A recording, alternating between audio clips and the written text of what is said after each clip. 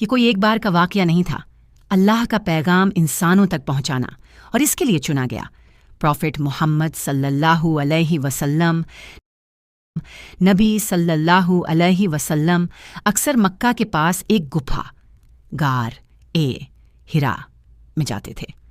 وہاں آپ تنہائی میں اللہ کو یاد کرتے۔ ایک رات سب کچھ بدل گیا۔ پہلی وحی کب اور کہاں ہوئی؟ رمضان کا مہینہ تھا، جب پروفٹ محمد صلی اللہ علیہ وسلم کی عمر لگ بھگ 40 سال تھی۔ نبی صلی اللہ علیہ وسلم اکثر وہاں اکیلے جاتے تھے، دنیا سے دور، اللہ کو یاد کرنا، غور و فکر، سوچنا، یعنی عبادت اور تنہائی میں رہنا۔ ایک رات اچانک فرشتہ آئے، جبریل علیہ السلام۔ انہوں نے نبی صلی اللہ علیہ وسلم کو زور سے پکڑا اور کہا، اقرا، مطلب پڑھو۔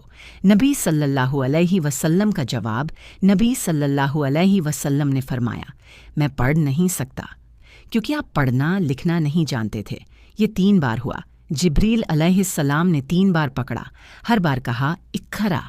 ہر بار نبی صلی اللہ علیہ وسلم نے وہی جواب دیا۔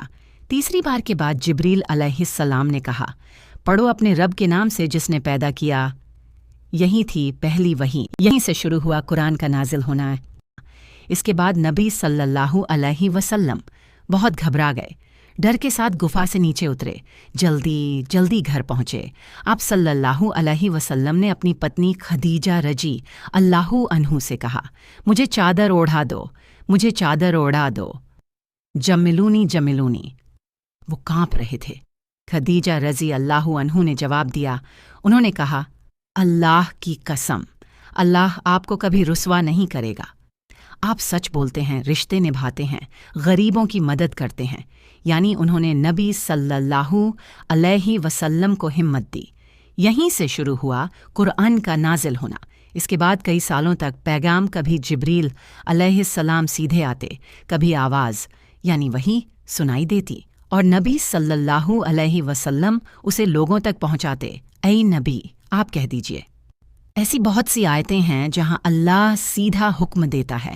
نبی صلی اللہ علیہ وسلم نے ہر آیت لوگوں کو سنائی، سمجھائی اور اپنی زندگی سے سکھایا۔ یعنی وہ صرف سندیش لانے والے نہیں تھے، بلکہ جیتا جاگتا اگزامپل تھے۔ یہ قرآن کوئی انسان کی لکھی کتاب نہیں، یہ اللہ کا پیغام ہے جو ہمارے نبی صلی اللہ علیہ وسلم کے ذریعے ہم تک پہنچا۔